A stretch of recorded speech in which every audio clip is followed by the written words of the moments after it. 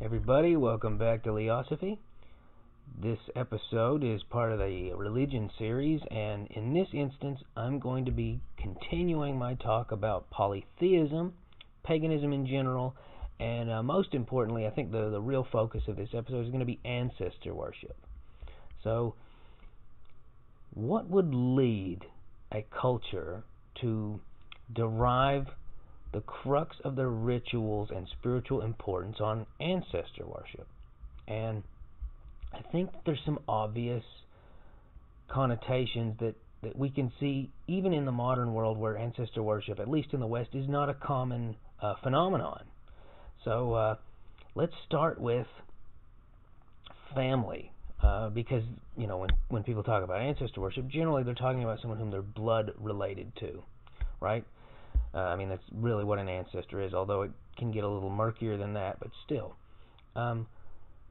If you look at how people grieve, how people deal with the death of a loved one, they always want something to last. Like, I've seen a lot of people who died before their time, who get scholarships named after them, foundations, grants, lavish monuments, just a number of things that last. Even in very impoverished areas, you'll see. Sorry guys, my phone's blowing up right now. Apparently, gonna have to mute it. There we go. Anyway, even in impoverished areas, you'll see little monuments like, and I don't mean this stereotypically, but it's true. At least in my neck of the woods, it's pretty common to see like car window decals in memoriam of people. Gosh, I know it sounds mean-spirited laughing at it, but it is a peculiar thing even for me, and I grew up around it, so I can't imagine how odd it must be for people who have no frame of reference for it.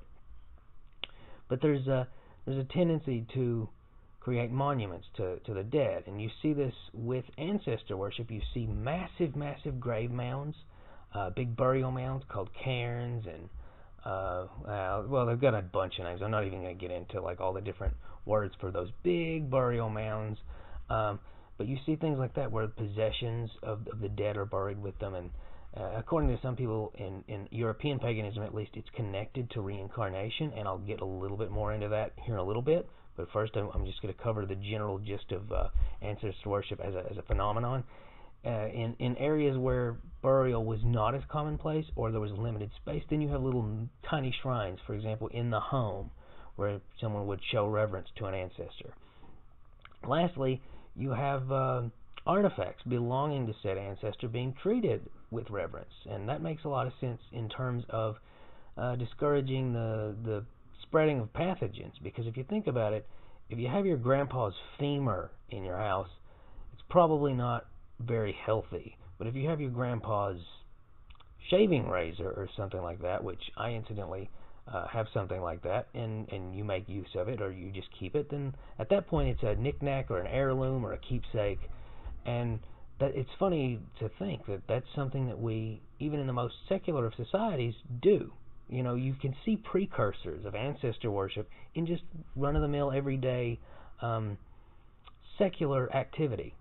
You see that little indications that at a moment's notice, given a complete societal shift, could easily evolve into full-blown ancestor worship. And going back to the idea of ancestor worship in relation to reincarnation, that's something that's very common that doesn't really get discussed a lot. Some people claim that is a fundamental aspect of European paganism. It's very obvious that pre-Buddhism Asia, China in particular, ancestor worship was not necessarily linked to reincarnation, but with the advent of Buddhism it became associated with reincarnation, and so that's a fundamental aspect. And in Aborigine cultures, which that's a whole other episode, I'd love to do an episode just about the Aboriginal religion of the people of Australia. Huge part of it. Similarly, what is that religion that there's Baha'i? They not only believe in ancestor or in reincarnation within the family tree, but they actually believe in a set number of Baha'i people who are reincarnated. It's very interesting. It doesn't really change as population grows. Things like that. So there is a direct connection between both ancestor worship and reincarnation as a fundamental cosmological concept. You especially see this just on paper when you think about it. A person is sad that one of their parents, for example, or older sibling has died, has passed. It would stand to reason that they would sort of value the possessions that person had, assuming that they didn't just bury it with them. They would also want some sort of explanation for, well, what does the future hold for that person? Well, if they don't believe in a chthonic underworld or an Olympian overworld, which in modern Christianity that is a thing. In that case, the chthonic underworld has evolved into hell, and the Olympian overworld has evolved into heaven. Although they're usually just different religions. Like some people that cremate their dead, for example, the ashes and smoke rise to heaven, to the heavens. Let's put it that way, lowercase. Or they inter them in the ground where the underworld is. For example, in Judaism, Sheol is an underworld. It is a chthonic concept, very important, very beneficial to stress that. One moment. I was cooking and thought I'd run into a problem, but I didn't. And that goes hand in hand. Ancestor worship makes sense from a logical standpoint. That people would put a lot of emphasis and value on the people that they've lost. Then it goes further. Well, what about someone who's lost someone who was a hero in that society, or a king, somebody who did something that really stood out? If you look at ancient calendars, for example, the Babylonians, the Assyrians, the Chaldeans, also called Chaldeans, they didn't have the set chronological calendars like us. They were actually, whatever the year was, it was named after whatever big thing had happened within the last 12 months. So let's say Nebuchadnezzar made several bronze statues and devoted them to insert deity here. That was what that year was called.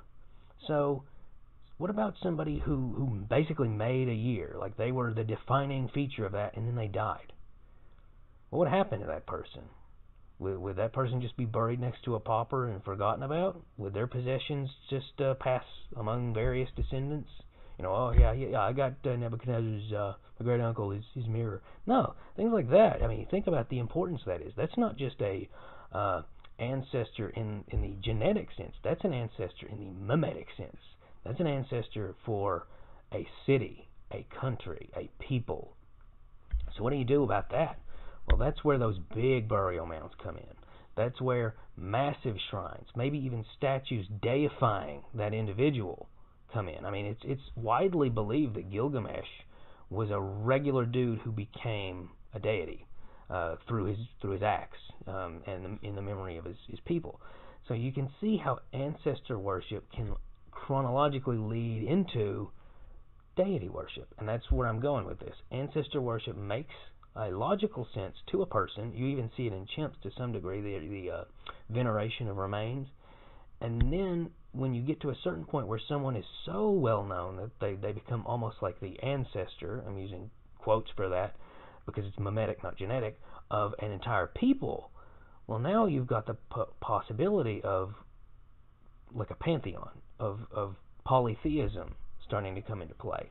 It would make very good sense that, Hephaestus, for example, what do we know about him?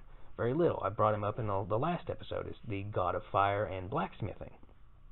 Isn't it conceivable that Hephaestus was based on somebody who was really good at blacksmithing? So maybe this fella actually brought the Hellenic peoples into the Bronze Age or the Iron Age. If that was the case, I can imagine a guy like that becoming a deity. Maybe that's where he originated. It makes sense. I'm not saying that has to be the explanation. I'm just saying ancestor worship leads directly into polytheism, because after a certain point, after a certain level of acclaim, it stands to reason that a person would become a god. And we see this even in the historical record. I mentioned in a previous video, Guan Yu became a god. He became the god of war in the Chinese pantheon. This was a dude. This was somebody we knew. He ran a tofu shop. There were people who bought tofu from this dude, and he became the god of war. Very important to make note of that. So where does this lead further down the polytheistic road? Well, because paganism is inherently attuned to nature, because the chief deities reflect an aspect of nature, forests, oceans, trees, mountains, thunder being a big one, death, even though death is an abstraction, it's clearly a part of nature. Just walk in the woods for 5 minutes, you'll find something dead, whether it's a sapling or an insect, or hopefully nothing too much bigger or more gruesome than that, but you never know. Those things likely stand apart from ancestor worship. They're not directly connected to actual people. But then when you see those pantheons start to grow and extend, where you start seeing hunters deified, or smiths deified, or horsemen deified, things like that, it's very conceivable that they have some sort of living precursor. So from there you can see a direct tie-in between ancestor worship and polytheism. In fact, Snorri Sturluson, the dude who wrote the Eddas or transcribed them or whatever, this was well after paganism had effectively died out in European circles, and he wasn't one.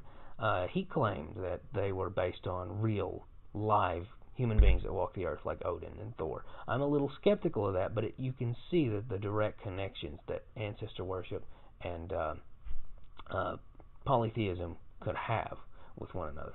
And another example of secular connections to ancestor worship, if you go to Los Angeles, you will see gang members pour a 40 out for one of their homies who's fallen. And it's easy, if you don't live in that kind of social strata or those circles, to think of it as something foolish or laughable.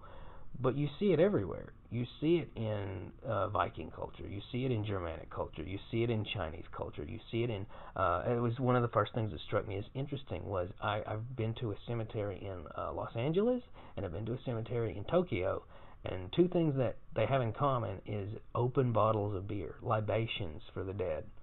It was so fascinating to see that parallel. It was not something you expected to find common ground between, like, the crypts and Shinto, but it's there. There's a connection there. The use of alcohol as a libation, as an offering to those who've passed, that's a form of ancestor worship. And for the Shinto, it's pretty clear cut. It's like, well, yeah, this is what we've been doing for like 40,000 years. But for somebody in the south side of LA, it's a little new.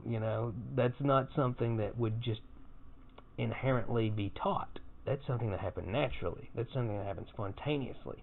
And that's really the big thing I want to drive home for this episode, is because I'm talking about polytheism, I'm talking about ancestor worship. I think it's very clear, it's very reasonable to argue that those are things that happen naturally. Those are things that are a fundamental part of the human condition, a fundamental underlying aspect of the human experience.